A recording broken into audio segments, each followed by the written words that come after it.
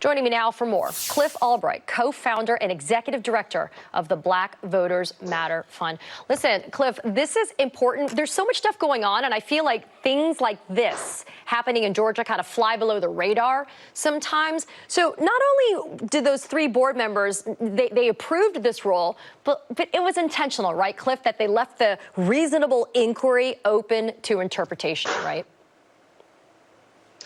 Yes, it was definitely intentional. Hi, Katie. Thanks for having me. And I have to take a step back because some may recall back in 2021 when Georgia proposed its voter suppression bill, although some other provisions got a lot of attention, like the ban on food and water and other bans.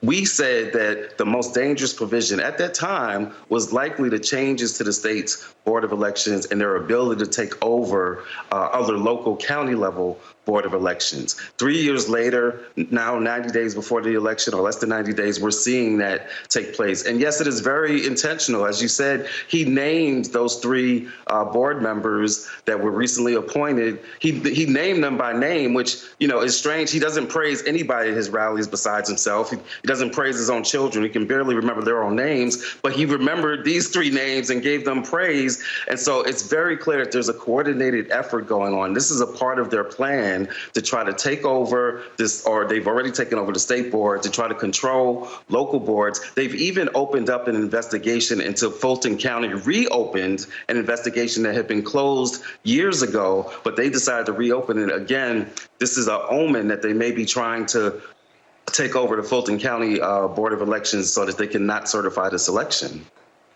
You know, Cliff, the same board actually held an illegal meeting last month, and then a watchdog group had to sue, and then they had to backtrack and actually get rid of all the stuff that they had done at that illegal meeting. What's being done by groups like yours and others to make sure that this type of failure to certify an election, which is a requirement for them to do, by the way, they have to certify these elections. If there's a challenge, that's what the legal system is for, and we saw how that failed for Donald Trump after 2020. But what are you guys trying to do to try to protect voters and the value of their vote?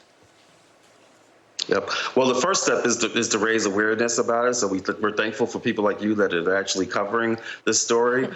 It's also to raise awareness around some of the other things that they're trying to do so that they can be blocked, so that when they try to have the secret meetings, to step in and raise awareness and block that. To also raise awareness about some of the other things that they're doing, like the website that they have that now makes it easier for people to come in and cancel your registration. That's actually action that was taken by the Secretary of State, not necessarily by this board. But the most important thing is seeking legal redress, right? We've sued the state of Georgia on multiple occasions, and we've won several times, and that's what it's going to take. The concern is that a couple of concerns. One is that what they may be hoping for is that this just works its way through the courts, that they find a political court, you know, like the Georgia Supreme Court or like the federal Supreme Court, as we all know, where they land. You know, we could be looking at a redo of Florida in the year 2000 if it comes down to that. But as you said, the way that they've done they've tried to do things in secret.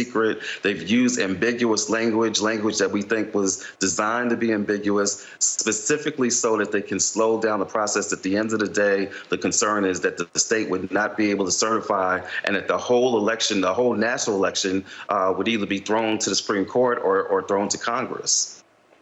Yeah, you know, Cliff, at the Katie Fang Show, we highlight the problems, as you know, but we like to bring solutions. Isn't the answer then, sure, Cliff, and I understand there's legal challenges that can be pursued, et cetera, but isn't the answer then having an overwhelming turnout of voters that vote for democracy and vote for the right candidate, so that it eliminates that small margin of maybe 11,000 votes, right? It eliminates the idea or the argument that there was only a small margin of victory. And that is one surefire way of making sure that there cannot be a challenge to democracy. And that's exactly, thank you so much, Kate. That's exactly what we and the other amazing organizations here in the state are trying to do, to let people know what's exactly at stake, to create a wave of, I won't say blue or red, but we'll say a wave of people that believe in and support democracy and support elections, which could be an election that decides whether or not there are any other elections. And so to get that massive wave, to get that turnout, that's exactly the kind of work that we're doing. And it starts with informing folks about what's at stake. and what their power is. Well, you know, Cliff, I will say this. You may not want to say it, but I will. Right now, as we look at the Democratic Party and we look at the Republican Party, it's the blue wave. It's the blue party. That's the one that's going to be defending democracy. So, Cliff Albright, thanks for being here, and we will definitely continue to highlight these stories and these issues, but I appreciate you lending more insight to them now. Thanks. Thank you.